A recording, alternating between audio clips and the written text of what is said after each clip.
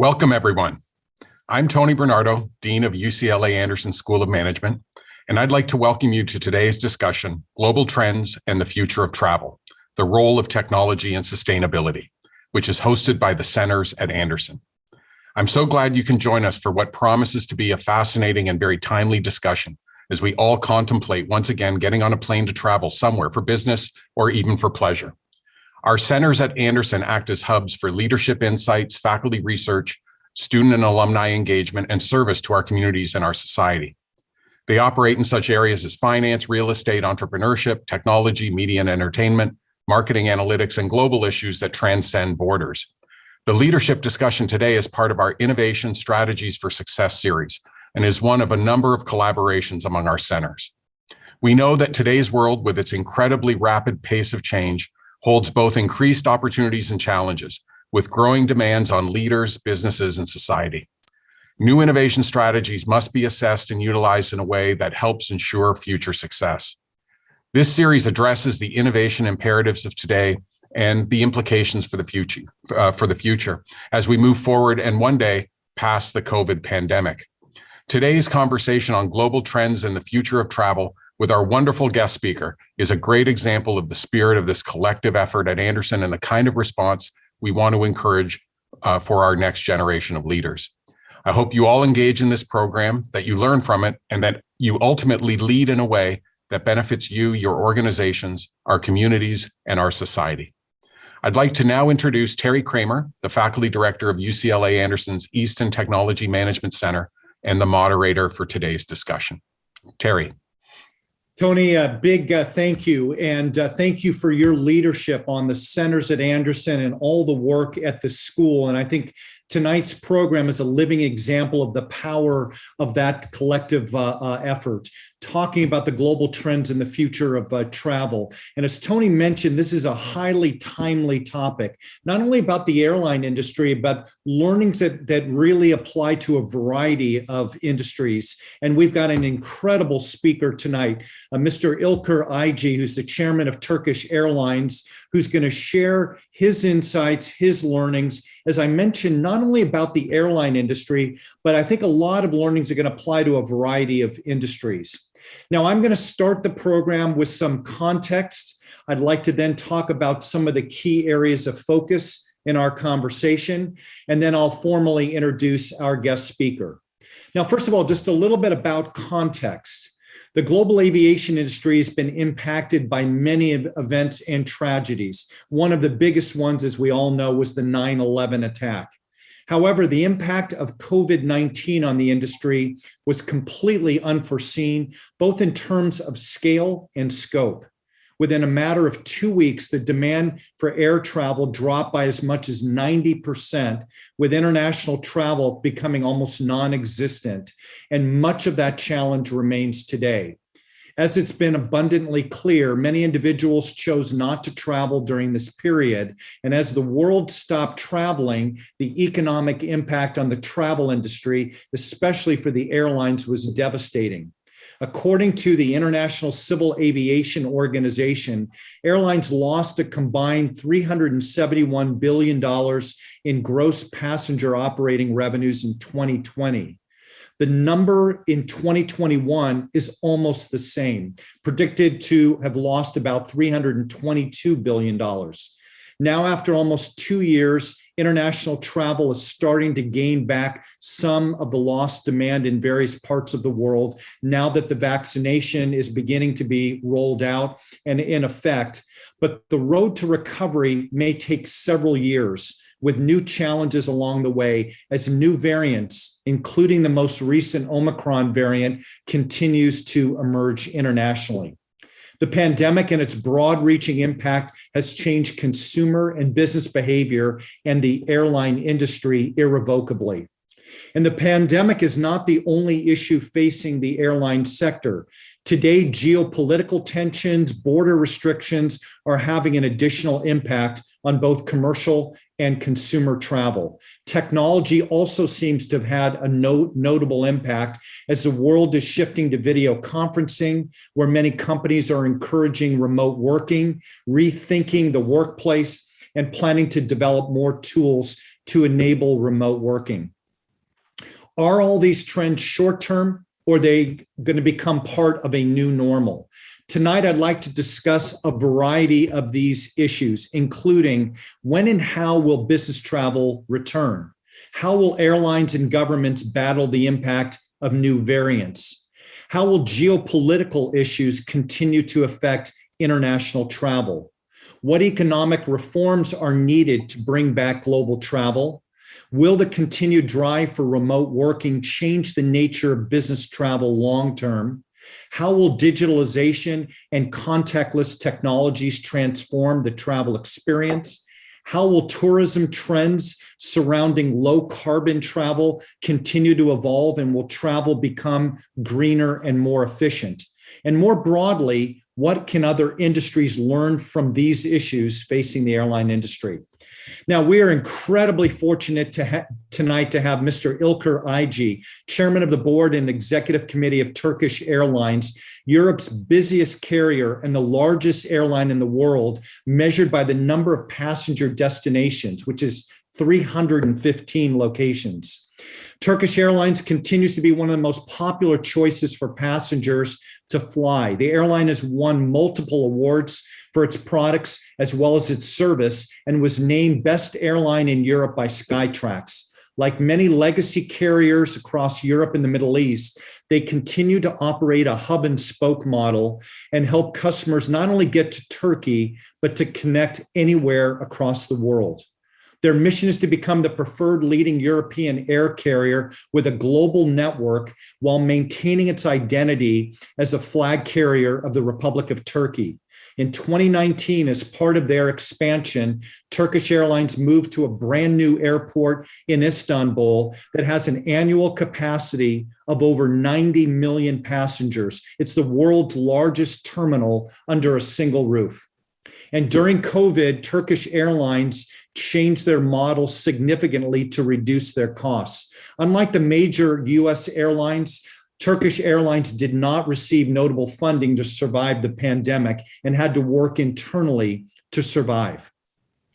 Mr. Aycı's been a key leader helping grow the Turkish economy, even with multiple challenges that Turkey has faced in the past few decades. His background is diverse and impressive. In his professional career, which started in 1994, he held a variety of positions at Kirsten Medicine, Universal International Trade, and the Metropolitan Municipality of Istanbul. In the insurance sector, he became the general manager of Basak Sigorta, an insurance company, in 2005. After that company was successfully privatized, he took over the management of Güneş Sigorta, one of the largest insurance companies in Turkey, in 2006. In 2011, he became the president of the Investment Support and Promotion Agency of Turkey, the only official national body to promote Turkey's investment environment globally and to assist international investors in their projects. In 2015, Mr. Aycı became the chairman of the board of directors and the executive committee at Turkish Airlines. Currently, he is also the chairman of the Service Exporters Association of Turkey and serves as a board and audit committee member of the Turkish Football Federation and chair of the board of the Turkish Airlines Sports Club.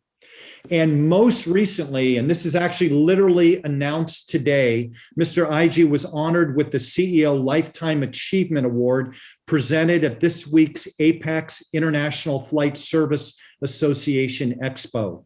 He was recognized for his tireless spirit, his dedication to constant innovation, and ability to quickly enact transformative change. Now, for the format for this evening, I'm going to ask Mr. Aycı several questions to get his views on a variety of these topics. From there, we'll use Slido for audience Q&A. You just go to slido.com, S-L-I-D-O, slido.com, and enter in the event code Global Trends. From there, you can either enter in your own question or upvote one of the existing ones. I'll endeavor to pose the most popular questions. Mr. Aycı, congratulations on the award. Let me start with that. And also let me say a big welcome to you. Thank you very much, Terry. Thank you so much. And I'd like to thank really the business school of UCLA. And I'd like to thank to Mr. Bernardo and his opening speech. And thank you very much for your also good words about Turkish Airlines and me. And thanks for this organization. Thank you for having me in here. And it's a really, really great honor for me to be with you today to share my ideas about the sector, about the future trends and the recent developments on aviation. And let me start on the most timely topic is the award you just got. Obviously, a huge congratulations. Any kind of background to that award? Is it the changes you've had to go through in the last couple of years? Tell us a little bit about the award from your own point of view. From my point of view, it's just a Turkish Airlines success story started not only during the pandemic, but in the pre-pandemic period. Also, Turkish Airlines became very successful, and company the company is 88 years old. But along the history, the company had different phases. But starting from the 2006, the company went to a different path, and it became a publicly listed company first, and the 51% became publicly listed, and then in the stock market of Istanbul, and then international investors also get involved, the company as shareholders, and that changed the company's entire mindset and try to understand what the investors want, and not only the basic needs of the company and aviation sector, but also they try to understand, the management start to understand also shareholders' point of or the perspective, and during their also new strategy building process. The strong infrastructure of Turkey really helped because Turkey started to invest over the last 2 decades so much on aviation and transportation and logistic actually infrastructure. And Turkish Airlines benefit from it very well. And after having a really private type of administration in the company's outlook and mindset change, and it became very useful. Mm-hmm. So Turkish Airlines, obviously the skilled labor force and skilled crew, really they're very much dedicated and committed Turkish Airlines goals and strategies and targets, especially during the pandemic. Everybody has seen it and witnessed it. We faced many challenges like any other airlines in the world, but Turkish Airlines responded in a different way. First of all, no layoff in the company happened. So starting from the day one, we gave this guarantee to everyone that the most important asset of this company is our skilled and dedicated labor force and our staff. So that since they are the most valuable asset, not the aircrafts, not the fleet, not the number of destinations we fly, most important thing is our staff. So that our staff also just, we just didn't distract them, and we just didn't just also threaten them with the layoffs or something like this. Instead, we get together, and Turkish Airlines family worked as one family, one big family, 60,000 staff with 17 companies. Turkish Airlines, in Turkish Airlines during my tenure, I built an ecosystem. And I believe the ecosystem mentality and building that ecosystem to support the main company.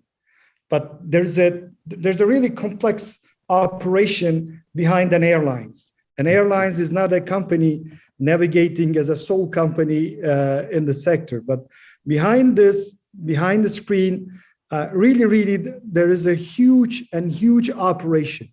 So that all these operational companies, vendors, partners, stakeholders, in order to build an alignment strategy, which will be very useful to the main strategy of the main company, building the ecosystem and spreading all the wings of the company and the group, brought also a different mentality, a different outlook. So without just spreading your wings, you can't know how big they are or how influential they are. So we did this over the last 7 years together. And I think the pandemic became a very good opportunity for us to show our resilience, to show our also adaptability and agile decision-making process, and also dedicated staff's also skills during the crisis. And I think that award very much related to this coherent strategy and dedicated staff and teamwork and thinking out of the box, not getting any government bailout plan or cash injection from the government, using our own resources and making our own also cost cutting and using our own fiscal discipline, financial discipline in the company. Turkish Airlines in the 2020 also became with the 53% of the cost saving, the most cost saved company in Europe among the other aviation airlines companies also. And we continued to fly. We used every opportunity to fly and show everyone that no need to think of that there won't be any flight cancellation or there won't be any secure or safe flight. So we first increased the standards of the safety and hygiene and healthcare of our passengers, and build the confidence in the eye of them first, and build the confidence also on the crew, taking care of their health. And we vaccinated 99.7% of the whole company members, and almost 100% of the all flying crew as well. So we showed them that we are taking care of their health. And we also showed to every passengers by giving them hygiene kits, by just also starting from the ground and also on the air. And in every phase of the flight, we show them that travel experience will be different than before. And this new healthcare standards and with the hygiene experts in every flight, a few people inside the flight, inside the aircraft during the flight that you can witness, and you can read it also from here, hygiene expert. The hygiene experts watching properly the whole process during the flight and looking for this chain. If anything broken in the chain of hygiene and safety and healthcare during the flight, and warning, intervening, and then report it during and after the flight to do also our management. If we see that anyone who is just also out of these rules and procedures, would take them back from the operation and send also that person to education, and again to get more education. After educated them, you can get back again to the flight. Otherwise, you can't. If you do the same mistakes a couple of times, then obviously we don't allow them to fly again, because the health and well-being of the passengers and crew cannot be risked.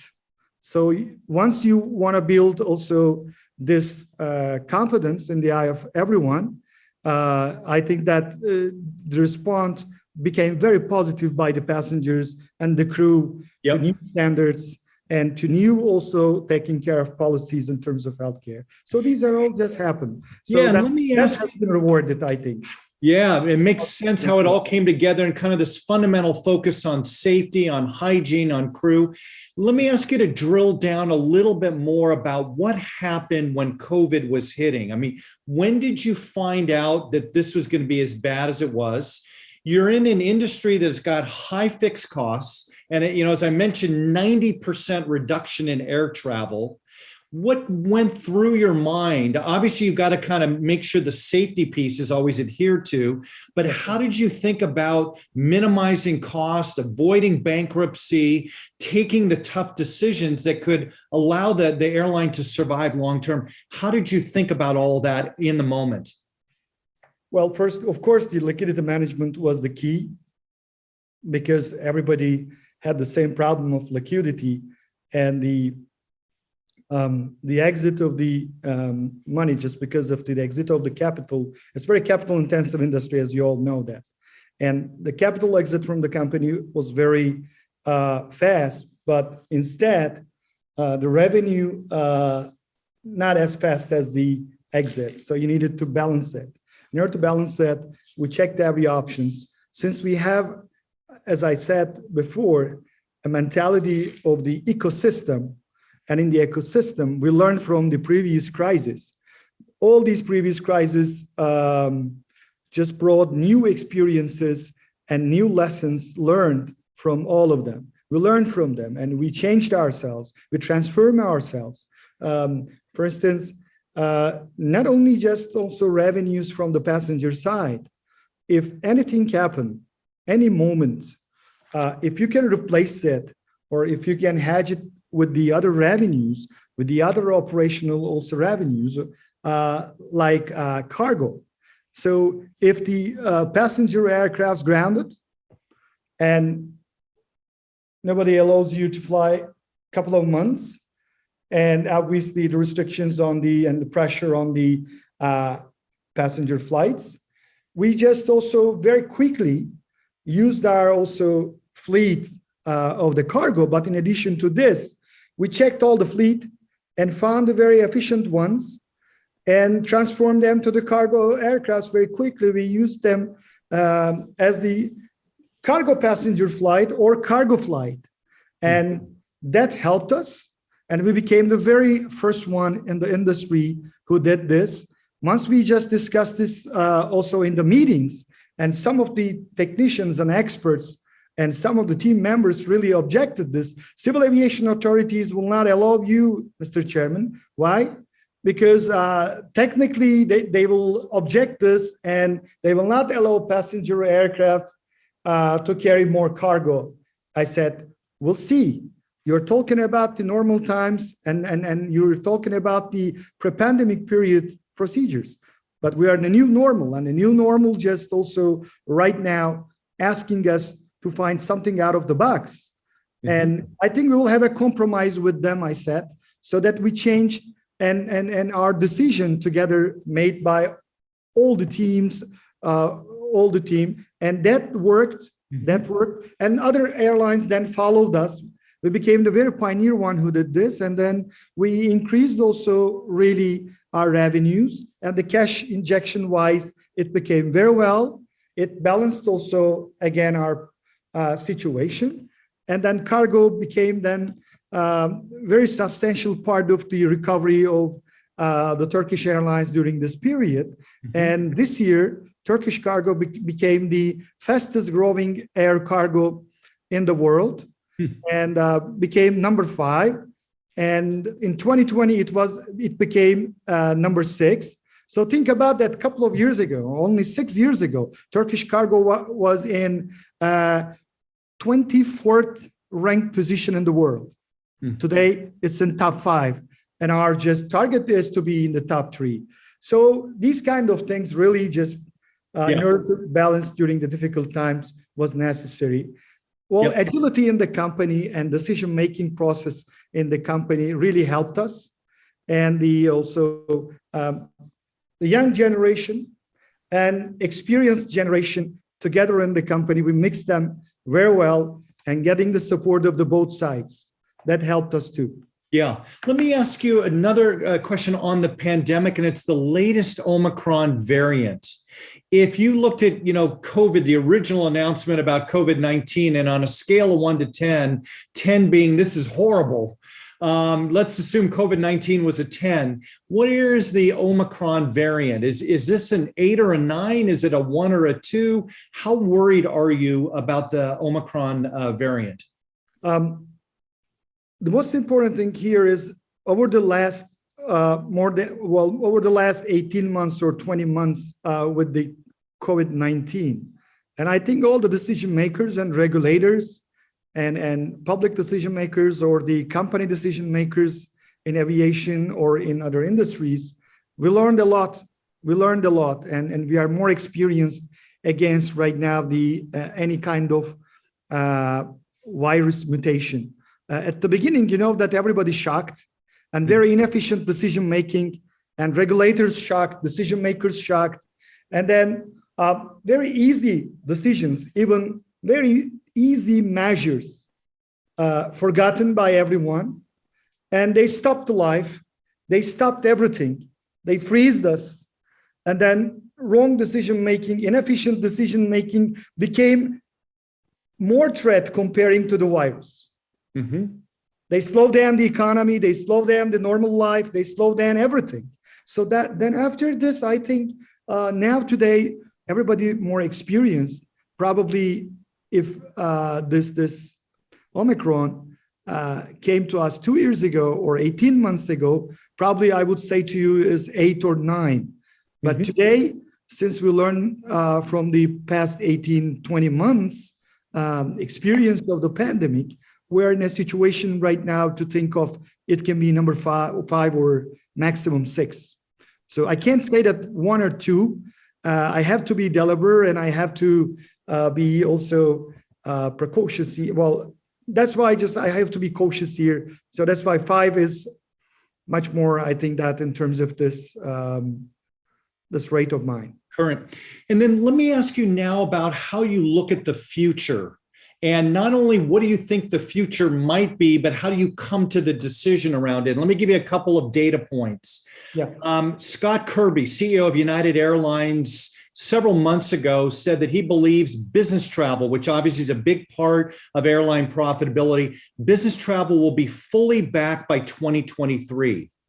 He also later came out about a month or two ago, there's an article in the Wall Street Journal that said, you know what, looking forward, he had all of his analysts kind of forecast a bunch of things. He put it aside and just said, listen, I'm going to have to use a little more of my own gut and intuition, and we're going to go expand, and they're going to build their international routes. On the other side, the Wall Street Journal had an interesting article. It's been almost a year now, but they did a bottoms-up analysis of looking at business travel and said, where does it come from? And they basically looked at it and forecast that 19 to 33% of business travel will never come back. And they basically said, hey, listen, we've looked at where travel comes from. It comes from a lot of intra-company meetings, which don't have to be all held in person. It comes from sales meetings, which don't all have to be held in person. And their net view is business travel will never come back to what we think it would.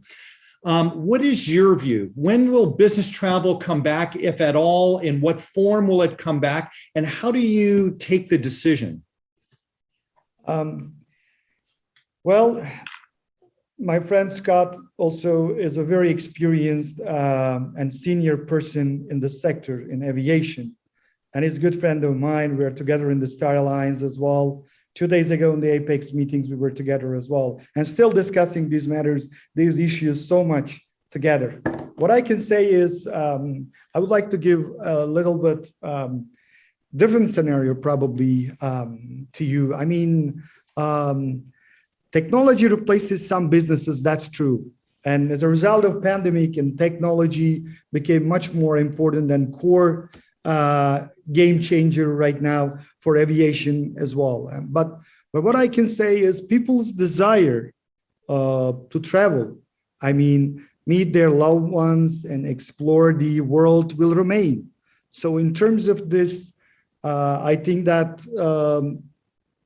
the leisure segment and the also the ethnic segment is strong and still there. And I think that in the high season next year, the leisure segment will be stronger. Mm-hmm. And ethnic is still strong. It's okay. And there's no doubt that it will remain as it is. But also in the corporate side and in the business travel side, I have to say that having also video calls and with the Zoom meetings type of things is not very efficient. And that's why everybody, let's say, instead of having 1 hour meeting and get all the decisions, make all the decisions and understand all the participants also situation and get the spirit of the meeting and spirit of the decisions much more. Actually, it's not as it is, especially when you are in a meeting. Let's say in the meeting you have 10, 15 people in the same meeting in the video call. It's not efficient. It's really just making you more exhausted. And I can't say that all the decisions all the time very much efficient. So that's why I think that it will get back, but I can't say that 100% it will get back. But of course, some of them will not get back. But yes, but majority of the profitability of the sector comes from the corporate travels. Mm-hmm. That's why a little bit worried about it. But the technology changes the whole game for the actually aviation companies as well, airlines as well. I think that airlines will find a way to survive, and airlines find a way to also increase their profitability one way or another, and more personalized travel, more personalized product, and more personalized services will be given by using the big data and trying to communicate much more by using the robots or by using the learning machines. And machine learning will be also very important. And contactless experience is very important. And I think that the new developments by the technology will open up new windows for this sector. Yes, we are at the also heart of this pandemic crisis as sector, okay? But one of the most important characteristics of the aviation sector is one of the fastest industry to come back. So I believe in that. Probably we'll lose some part of the corporate travels, but we will add something else to balance it. And even it'll be much better than pre-pandemic period. I'm very hopeful about the future, but we have at least 2 years ahead, which will be challenging and will continue to be challenging for the industry, but recovery is ongoing. And we are so happy about the third Q results of Turkish Airlines. We just announced the net profit and then also operational profit at the end of the third Q. Turkish Airlines world is different than the others, probably a little bit, but I'm hopeful about the future.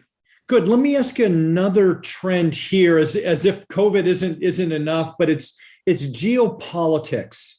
It's the fact today that the world is becoming more nationalized, that countries and companies want to nationalize their supply chain. They're trying to be more self-sufficient, et cetera. Where do you think geopolitics will play in? Will it be a net drag on big international carriers? Will your route structure change because the travel patterns are going to fundamentally shift? How do you look at geopolitics affecting the business? I think that in here I can say that the world is changing, yes, and in terms of this protectionism is on the one hand, but globalization cannot be stopped, and there's a supply chain right now shifts today, and all the sectors right now discussing about the shift of the supply chain from the ex-manufacturing hub to new hubs. Or changing the exposures of the pre-pandemic right now, because the lessons learned, especially in the automotive industry or in other technological industries, manufacturing in China right now especially hit very hard, very tough to many sectors, you know that. Mm-hmm. And it also influenced not only the sectors itself, but also influenced the logistics and air cargo businesses as well. So I think that it's the fact that is going to change, but I believe in that. Localization is not realistic from a cost and capability point of view. So that's why there will be also still some new hubs out of the local market. Mm-hmm. And this interaction will continue, and that will affect economic activities very positively. I believe in so. So that's my opinion in terms of this. Excellent. Very, very helpful. Let me ask you a couple other things, and I want to get to the audience questions. The idea about climate change and obviously concern globally about it. What impact will it have on the airline industry? How do you see the role of sustainability and greener travel? What will that look like at Turkish Airlines and beyond? It is so important. I think that the sustainability, I can talk about the three pillars of the new aviation sector and safety and healthcare, sustainability, and the third one is ongoing innovation. So that these are the three pillars of the new aviation sector. Sustainability-wise, I can talk about very briefly, very simply, I can just also define it. For me, sustainability means doing more with less, doing more with less. Let's say, yes, emission reduction, emission efficiency, and also increase non-emission EBIT. And these are the main topics. I think that some of them can be done by the companies, but some of them cannot be realized only by company itself and herself. So you need to cooperate with the also regulators. You need to cooperate with some specific mediator companies and some specific companies as well. And manufacturers, by the way, aircraft manufacturers' role and engine manufacturers' role here very critical. And technology here is very critical. In order to increase the non-emission a bit, you need to work very closely with the technical part, ground service part, airport part. You need to increase their capabilities in terms of sustainability as well. For instance, we have some new projects ongoing based on technology and making better forecasts to optimize the catering that we storage in every flight to the aircraft. Mm-hmm. If you just put also heavier catering amount, if you can't make a better forecast, then obviously you're going to have a heavier aircraft and you're going to use more jet fuel. Mm-hmm. And then that will be really useless and that will be inefficient and the pollution will be higher.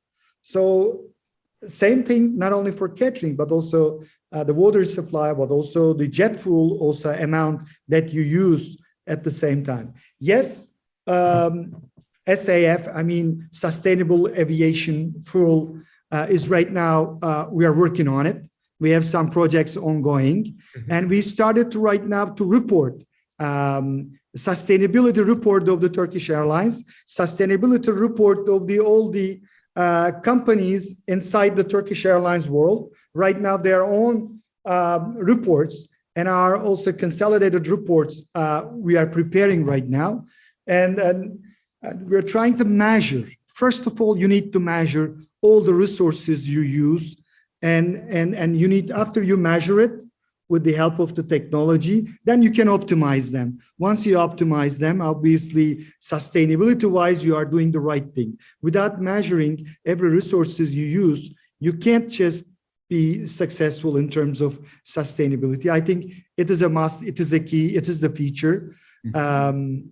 And I know that my friend also, Scott, United Airlines, they're very much right now the supporter of this process, but Turkish Airlines is next to them supporting this. A few years ago in Star Alliance, I became the very first CEO and chairman who made the first presentation in the Star Alliance board to all the members about sustainability, about environmentally friendly company. How can we be, and why Turkish Airlines using the recycling also packages inside the aircraft in every flight. Once you experience with Turkish Airlines any flight, you will see inside the aircraft so many recycling also items. Use it. It is different than 5 years, 6 years ago. So we changed so many plastics, nylons, also polluting the environment, and we're changing ourselves and we're just improving ourselves because of this sustainability. It is very important. Excellent. Let me ask you a final question before we go to the audience questions here. And that is your view about where the airline industry and Turkish Airlines will be in the future, 10 years from now, and maybe on several dimensions. And let me throw out a few listening to you here for the past 45 minutes. You see if I'm accurate or not. So the first argument is the airline and the industry will be profitable in the future, notably profitable, but it will look different. The airline might be a bit smaller, especially in corporate travel longer term. There may be a product mix issue where there's more cargo revenues than before. There may be a different route structure if the world continues to be highly nationalized. There may be a little less global and a little more deeper regional travel. I'm making this up as I go. And there'll be a variety of tools, technology-related tools and otherwise, that will drive costs further down and improve sustainability. And that's kind of the future of the airline. Is that fair to say, or would you modify that? I can add very minor things, and you made a very good, I think, the summary of really the future airlines, Mr. Kramer. What I can say is there are a few things that will be very important in terms of the airlines and aviation in the future. We are in the era of, if we're talking about the next decade, we have to talk about also, first, it was before the pandemic, we were in a cutthroat competition among all the airlines. So I think that instead of cutthroat competition, today airlines learning much more cooperation and collaboration. I think that beyond the alliances, right now there will be also really bilateral cooperation among the companies, and that collaboration and cooperation will change the really cost structure and also cost benefit, also perception of the industry as well. Second thing I can talk about, this is the era of consolidation, so that there will be new consolidations, and I think that small or mid-scale companies who got in trouble in terms of their financials and they will just be really important position to be targeted by the also financially strong companies to get together and consolidate and that companies. And a new consolidation period, I think, started. Over the next few years, we'll see it much more. And there will be new partnerships as well in the sector, I think so. And new transformations we will watch in the sector. And third, sustainability will change the also management mentality of the aviation. Mm-hmm. In the past, nobody has any, I think, concern about non-emission EBIT calculation for their balance sheet, but they will. So then their perspective will change, and probably sometimes it will be more costly at the beginning, especially it will be more costly. And also I think that the incentives should be given much more to do industry because the taking care of environment, not only the job or business of one company or one sector. We need to get together and cooperate together, public and private sector together, and build common projects. And if somebody really change herself and really serving more sustainable or operating more sustainable and become respectful to the environment, should be rewarded. If another company in terms of sustainability in a very bad shape and really continuing to pollute the environment and toxic operations making, and this shouldn't be rewarded, but the other one should be rewarded because the company who's respectful to do sustainability, obviously investing more on that area. So if somebody is investing on that area, but the other one not investing also on that area, I think that shouldn't be equally treated, either in terms of the regulations or in terms of the other benefits of the industry. So that I think this mentality should be also in the regulators as well. I think so. Also for the future, I can say that the role of the technology will be much more. Each and every day, the expectation of the passengers changing. Right now, the passengers is asking much more personalized services, much more personalized actually products. Aviation industry, airlines, much more conservative comparing to banking and finance, for instance. And instead of tailor-made products or personalized product, much more trying to use the general products to everyone. So that I think that mentality will be changed, and that will encourage or that will be also motivation to all the decision makers in the airlines to use the big data and to use the robots and to use the also artificial intelligence much more and machine learning much more to become closer and to communicate better and to prepare better products for each and every person traveling. Perfect.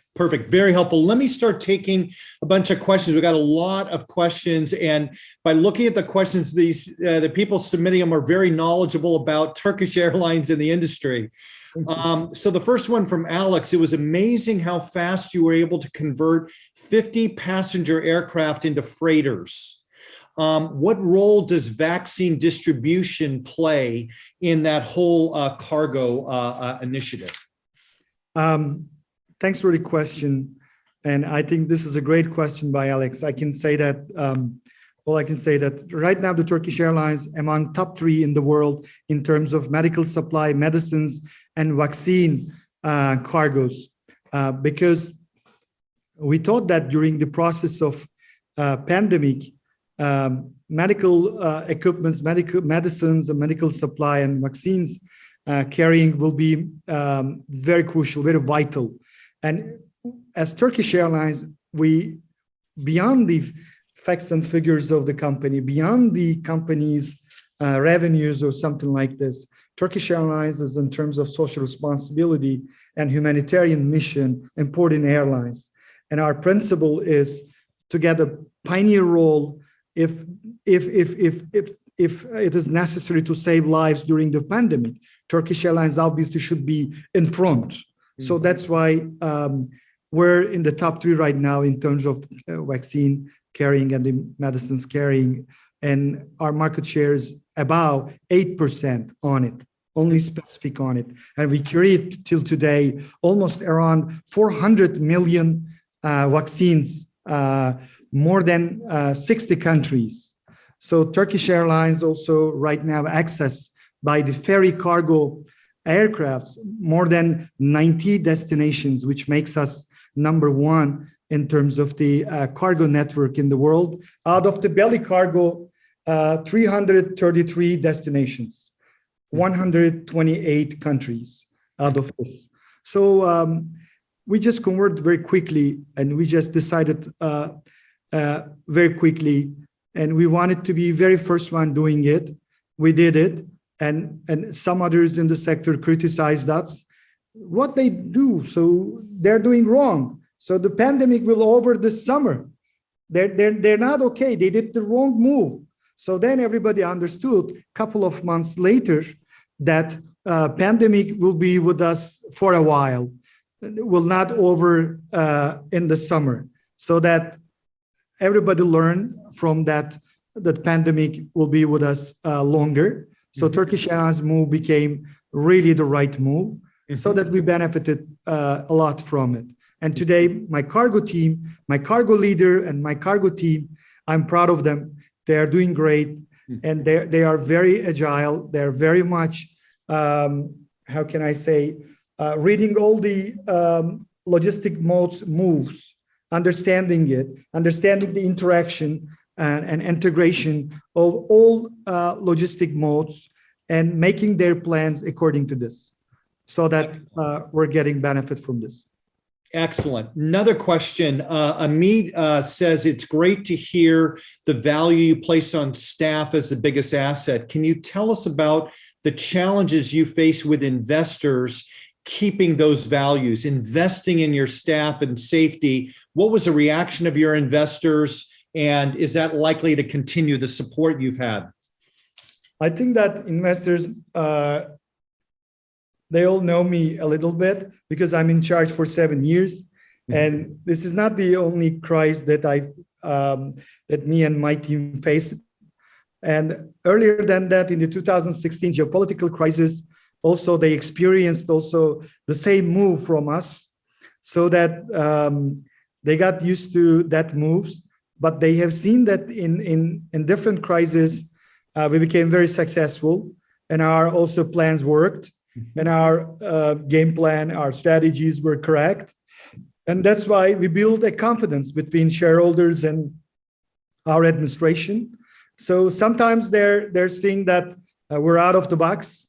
Since we're out of the box, sometimes they're questioning it and challenging it and asking really so many questions to us. That is helping us a lot at the same time, Mr. Kramer, because their challenge to us, then we are going deeper and deeper. We are digging deeper and trying to find the right answers and trying to recheck and check our strategy again and again. That helps us to make a review. But we have a trust between the shareholders and our administration, because my term, the last 7 years, I think a company can face in 88 years history, probably to that crisis, but it's right now happened only in 7 years during my tenure. So that also really made shareholders, my staff, and me very closer to each other and understand each other's move. Yep, makes sense. Let me ask you a couple last questions. Branko, former student of mine, said, will the pre-pandemic trend of many international carriers establishing more direct routes in lieu of hub and spoke continue as borders reopen? What is the role of hub and spoke versus direct, and how well positioned are you there? Thank you very much. It's a very important question. We have hub and spoke mentality, and I think that it's all about having the fleet utilization higher than the others, more feasible than the other competitors, and having a large size of network, and in terms of the risk management, really helping you a lot. For instance, let's say in some part of the world, you have in trouble. In some part of the world, you see that the demand is going down. But in some part of the world, demand is going up. All you need is just to have dynamic capacity management, dynamic route management, and choosing the right aircraft, but as well as the right configuration, right aircraft, and right scheduling it, right frequency, and right timetable, and right pricing. But this is not enough. Also, let's say everything is correct. Destinations you made correct. Okay, schedule you made correct. Aircraft correct. Configuration correct. But then in terms of the revenue management mentality, if you pick up from the right segments of the passengers to your aircraft, and like, think about it, it's a shelf. If you use it really effectively, then you will have a better library. If you don't do that, you can't have a better library. You have plenty of books, but not very useful for you. So that finding the right, let's say, starting from Africa, let's say from South Africa to fly to China, instead of having the passengers South Africa to Balkans, to Central Europe, is much more efficient for you to bring to Istanbul and carry them to Balkans or the Central Europe, instead of bringing them from South Africa to fly from there to from Istanbul to let's say to China. So when the China closed, you have alternatives.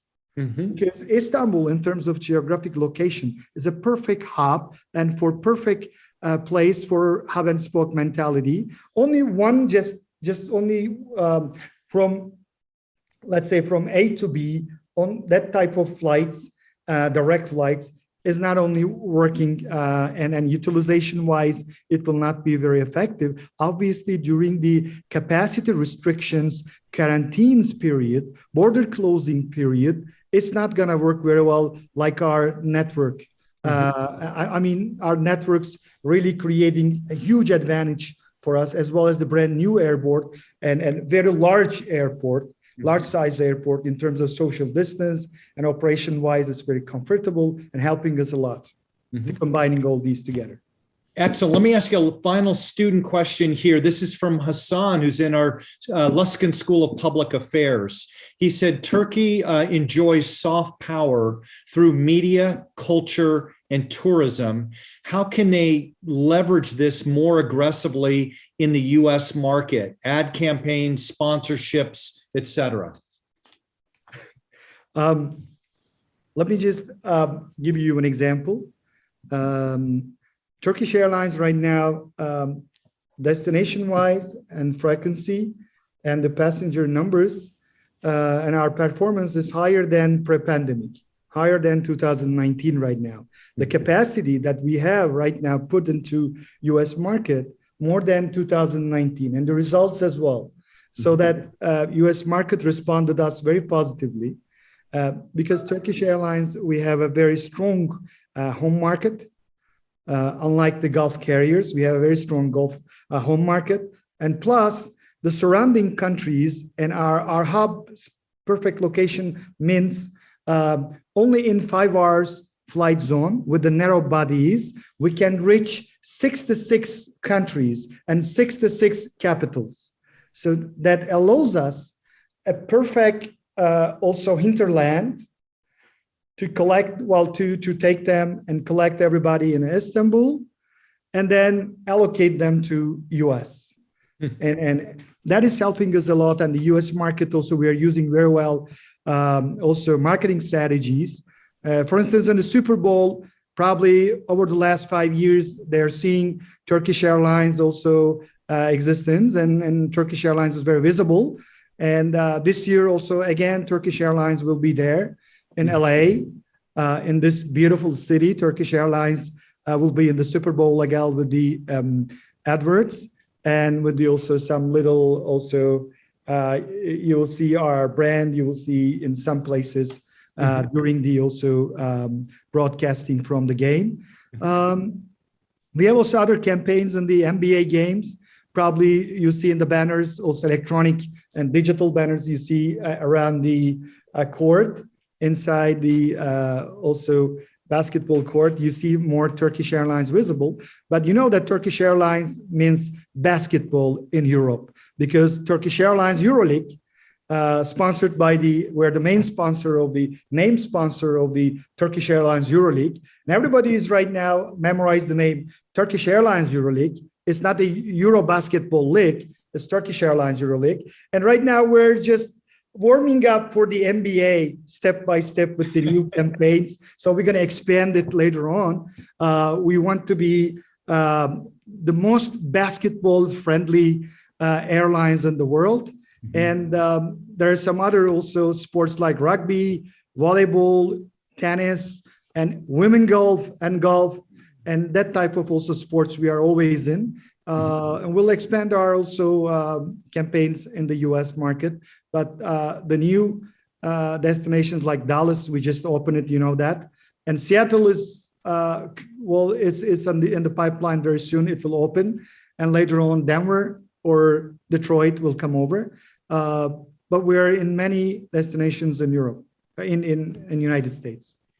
Excellent. Well, listen, let me do this. I always like to summarize these important sessions with what I took away, and I want to share those and let you either upgrade those or share your parting comments, and then I'll extend a couple of thank yous here. So I took away 6 messages from today. The first one is these 3 planks that the airline industry and specifically Turkish Airlines has: safety, sustainability, and technology, that those are fundamental kind of strategic initiatives that are going to drive the future of the airline. Second thing, getting into COVID, your most valuable asset is your staff. when you really kind of think about safety and the confidence that your staff has and ultimately your passengers, that you've got to kind of get to the bottom of Maslow's hierarchy. You got to take care of the most basic needs people have to kind of create more confidence in traveling. Another message on the Omicron variant, notwithstanding all the news the last few days, your message is kind of, this is turning into an endemic from a pandemic, i.e. we're learning to live with a pandemic. We're more resilient now than we were when COVID first came out. So don't overly fret about the Omicron variant in terms of outcomes. Third message I got is this whole idea, when you go through a tough situation, think about what I would call your product mix. You very rapidly looked at cargo as kind of a new and growing area, and you rapidly reposition the mix of your offerings as a way of getting through a fairly difficult environment. Another message is about corporate travel. You said it very nicely, but it may not end up looking like what we've had pre-pandemic. It may look like it's got some different form. It's not going to go completely away, but it may not come back the same way. Okay. You still need personalized engagement. And remember that you have a variety of levers. The levers are in the product mix, the levers are in the route structure, the levers are in technology, and don't hang every single thing on business travel and say that that's your only solution here. So that was a message I took away there. And then the final message I took away was the future of the industry and the future of Turkish Airlines. More cooperation and collaboration, more consolidation, that i.e. if travel doesn't fully come back, you aren't going to have the same number of airlines and capacity potentially. The mix of travel may change. And again, this may get to the cargo issue, et cetera. That sustainability will be a big focus. Partly because it's the right thing to do, but partly because passengers will expect that, and that will become a new focus. And the idea that all of us as leaders better think about multiple stakeholders. And stakeholders can be the world and regulators and government to ensure we've got a safe planet on our hands. And then the final piece is technology. And just like we talk about personalized healthcare, that, when you can really get knowledgeable down to an individual level, you can treat them better. You're saying the same thing exists in travel, that you can personalize the experience. And we don't even know all the areas that we can get to going forward. Those are the messages I got. Did I get those right? Anything that you would upgrade or any parting comments? I think these are the perfect notes you have taken from me. And I'd like to thank to you. This is a great summary, Mr. Kramer. And probably a year later or 2 years later, if we just talk about again the industry, probably and hopefully in the post-pandemic, and there will be new and fresh ideas that I can bring up to the agenda. But right now it's too early to speak about. That's why I'm just keeping them on me right now in my packet. So I'm going to bring it later on in the next discussions to everyone to bring their agenda to open up new windows of discussion.